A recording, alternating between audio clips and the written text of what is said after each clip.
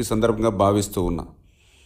ఏదైతే నిన్న 4వ తేదీన ఆంధ్రప్రదేశ్ రాష్ట్ర ప్రజలు ఇచ్చినటువంటి తీర్పు ఏదైతే ఉందో 5 కోట్ల ఆంధ్రుల సమిష్టి విజయం అది.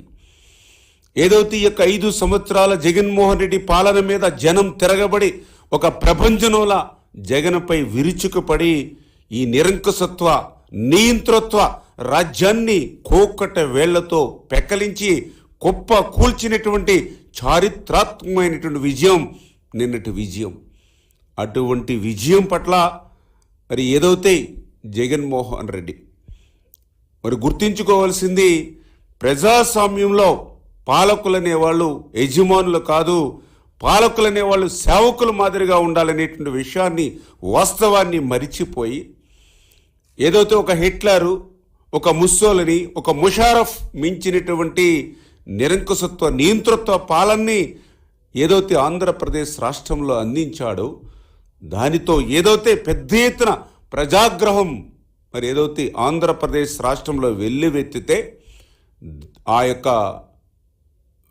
ప్రజల తీర్పుని కూడా అపహాస్యం చేసేటువంటి విధంగా జగన్మోహన్ రెడ్డి మాట్లాడడం అనేది చాలా చాలా దుర్మార్గమైన విషయం అని చెప్పి మరొక్కసారి సందర్భంగా తెలియజేసుకుంటూ, మరి ఏదైతే 5 సంవత్సరాల జగన్మోహన్ రెడ్డి పాలనను ఏదైతే ఆయనకు అరాచకత్వాన్ని గుర్తించినటువంటి ప్రజలు విజ్ఞతతో వాళ్ళు ఓట్లేస్తే మరి ఆ విజ్ఞతనే ఈవేళ ప్రశ్నించేటువంటి విధంగా, ఆ ప్రజల విజ్ఞతపైనే నిందలు వేసేటువంటి విధంగా జగన్మోహన్ రెడ్డి ముఖ్యమంత్రి స్థాయిలో ఉండి మాట్లాడుతూ ఉన్నాడనంటే, నీతి లేని రాజకీయ నాయకుడు ఎవరైనా ఈ దేశంలో ఉన్నారనంటే అది జగన్మోహన్ రెడ్డి అని నిన్న ఆయన మాట్లాడినటువంటి మాటలను బట్టే మనందరికీ కూడా అర్థమవుతున్నటువంటి పరిస్థితి.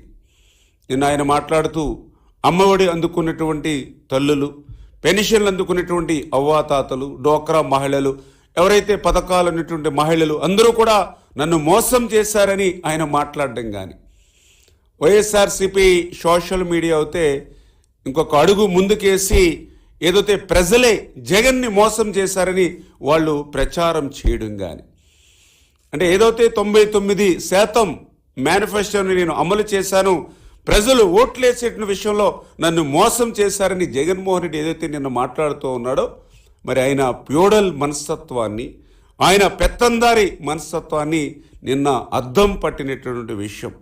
అంటే తన తప్పిదాలు ఏవైతే ఉన్నాయో, తన చేతకానితనం ఏదైతే ఉందో అవన్నీ కూడా ప్రజల మీకే నెట్టేసేటువంటి ఏకైక ముఖ్యమంత్రి ఈ దేశంలో జగన్మోహన్ రెడ్డి ఒక్కరే అన్నట్టుగా నిన్న ఆయన మాట్లాడుతున్నటువంటి పరిస్థితిని బట్టి మనందరికీ కూడా అర్థమవుతున్నటువంటి పరిస్థితి.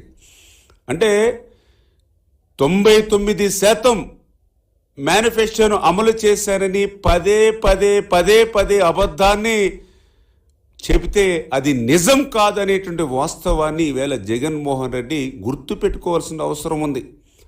ఈరోజు ఆంధ్రప్రదేశ్ రాష్ట్ర ప్రజలు అడుగుతూ ఉన్నారు, మరి ఏదైతే నువ్వు ఆ రోజు 2019కి ముందు అధికారంలో రాకముందు ఏం చెప్పావు, అధికారంలోకి వచ్చిన తర్వాత 5 సంవత్సరాల్లో ఏం చేశావు, దాని మీద మేము తీర్పు ఇచ్చాం.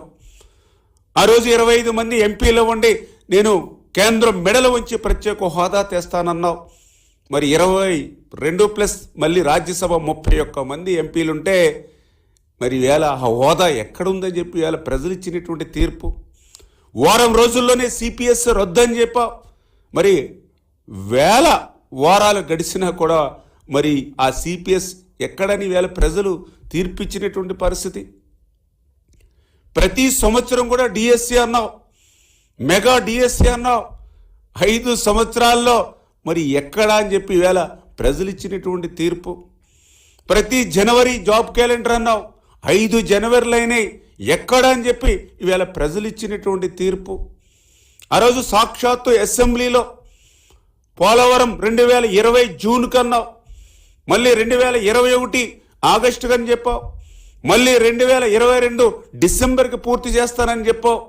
మరి పోలవరాన్ని ఎట్లా ముంచేశావు, ఈవేళ ప్రజలు ఇచ్చినటువంటి తీర్పు.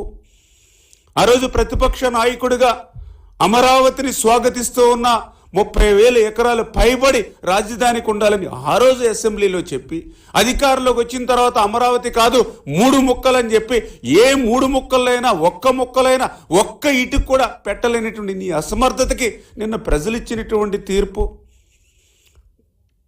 అధికారంలోకి వచ్చినటువంటి వారం రోజుల్లోనే ప్రజావేదికను కోల్చడం ద్వారా ఏదైతే నీ అరాచకత్వాన్ని ఈ ఆంధ్రప్రదేశ్ రాష్ట్రంలో ప్రారంభించావో దాన్ని వ్యతిరేకిస్తూ ప్రజలు ఇచ్చినటువంటి తీర్పు, ఏదైతే ఒక ఎస్సీ ఎస్టీ బీసీ మైనారిటీలు ఎవరైతే ఉన్నారో మరి అటువంటి వారికి సంబంధించినటువంటి 138 సంక్షేమ పథకాలు ఏవైతే రద్దు చేసావో దాని మీద నీకు ప్రజలు ఇచ్చినటువంటి తీర్పు, ఏదైతే రాజ్యాంగబద్ధంగా ఒక ఎస్సీ బీసీ సప్లాన్ నిధులు ఏవైతే ఉన్నాయో వాటిని ఏ రకంగా అయితే నువ్వు దారి మళ్లించావో వాటి మీద ప్రజలు ఇచ్చినటువంటి తీర్పు, పేదవాడు 5 రూపాయలకి పట్టెడు అన్నం తినేటువంటి అన్నా క్యాంటీన్ని నువ్వు రద్దు చేసి పేదల కడుపు కొట్టావు, అది ప్రజలు ఇచ్చినటువంటి తీర్పు.